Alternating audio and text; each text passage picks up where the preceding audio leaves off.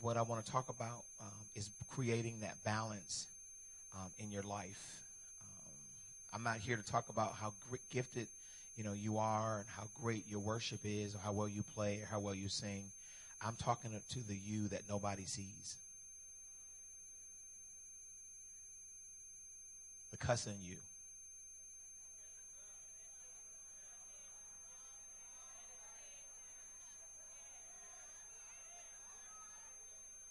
The fornicating you.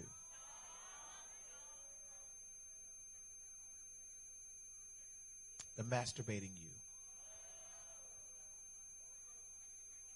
The drinking you. The drunk you.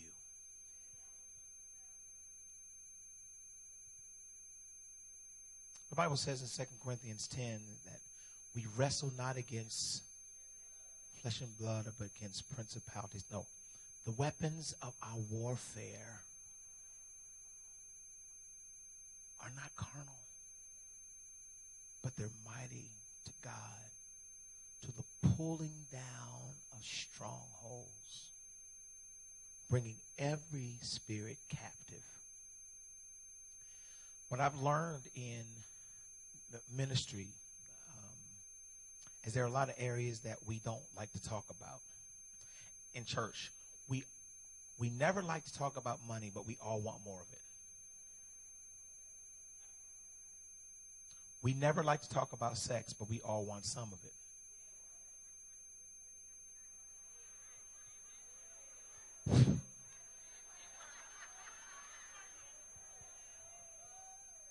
And what I learned about flesh issues is that every time you camouflage and act like there is no issue in your flesh,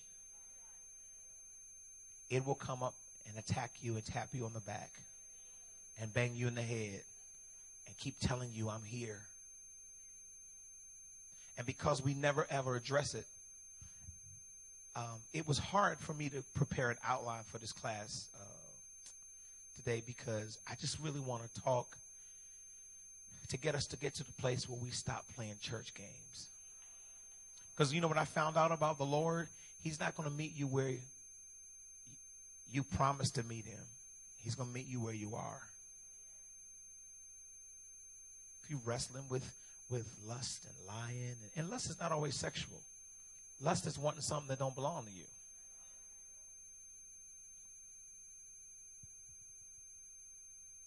God's going to meet you where you are. That's where he's going to meet us. And so there is a responsibility to all of us who are teachers and musicians and preachers and worship leaders. We have a responsibility of literally getting before the Lord and confronting the issues that try to paralyze our call.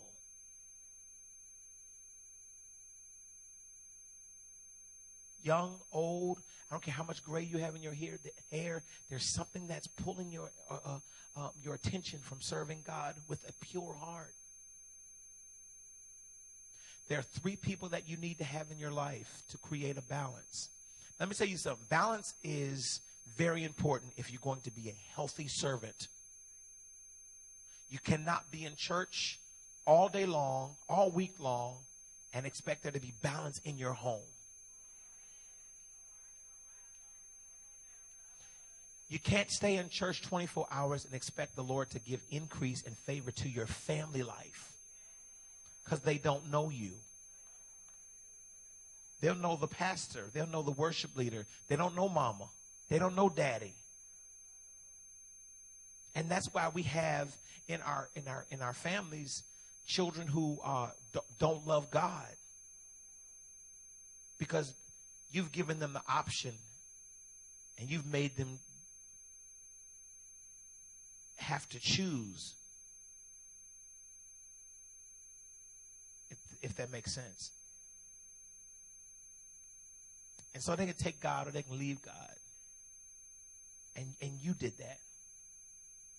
Because in our own creative people, we're very, very bipolar, fickle, schizophrenic. I'm clear on it. I ain't got no problems confessing it. Some days I feel like a nut, sometimes I don't.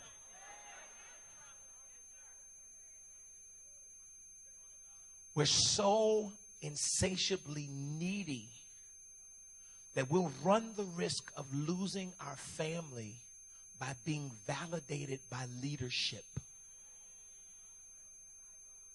And so we'll go to every service, and we'll go to every meeting, and we'll go to every event.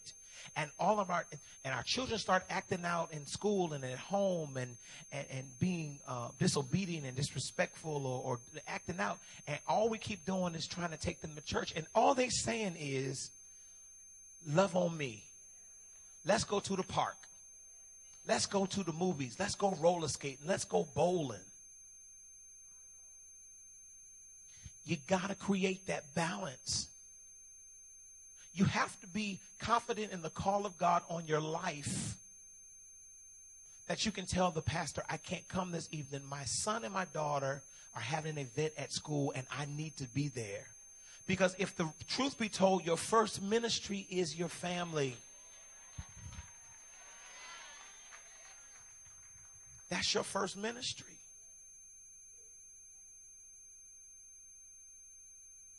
Balance is so important. Now, if you're single and, you don't have children, your responsibility are the things of the Lord. That's your responsibility. But if you're married and you have children, and your responsibility to the Lord is to serve your family. The reason your husbands don't come to church is because he's trying to share you with another God, with another husband. And it's the church. Or it's the pastor. You made the pastor the God or the man of your house.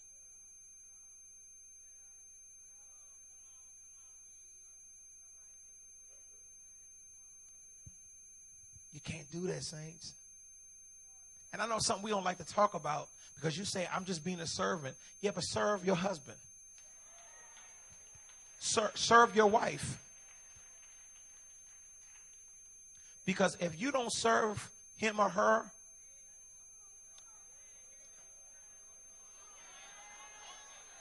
I got just enough time to deal with it.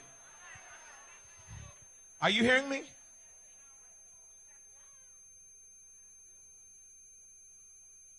People don't fall into illicit behaviors because they're just looking for an illicit behavior. There's something on the inside of them that's craving for attention and affirmation.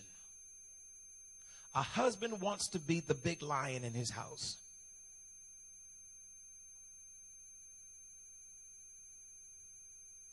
He should never, ever have to compete with the lordship of your pastor.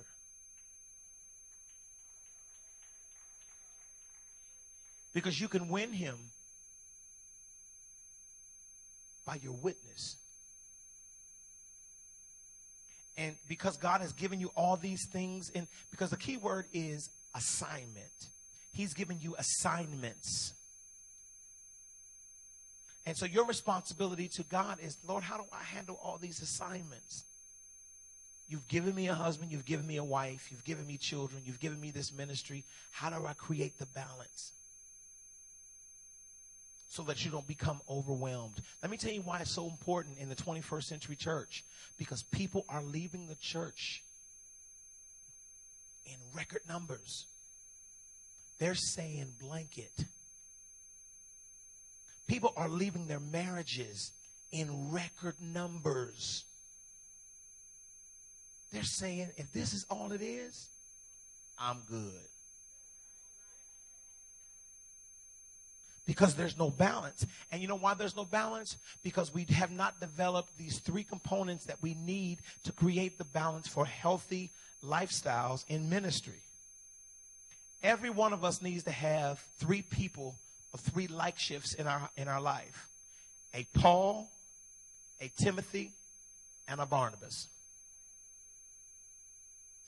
Every one of us. There needs to be somebody who you look up to, who you walking with, and who you pouring into.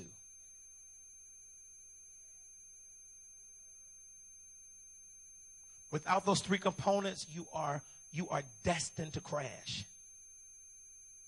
Just a minute ago, I took a 5-hour energy drink. I got 3 cartwheels in me. But in a couple of hours, I'm back on level. See, I had a piece of chicken. Actually, I had 3 pieces of chicken. And as I was walking over here, I heard those people start saying, and they're like, "Are you okay?" I said, "I'm sleepy. I want to go home." Those people started knocking on my back saying, "Come here." You gotta create a balance. You gotta create a balance. Is that you, Deidre? Yeah. How you doing? Good to see you. I'm sorry. I didn't take my medicine. Just ADD, ADHD, all of that. Sorry about that. And so you have to create. Am I back? Did I get back? You have to create a balance.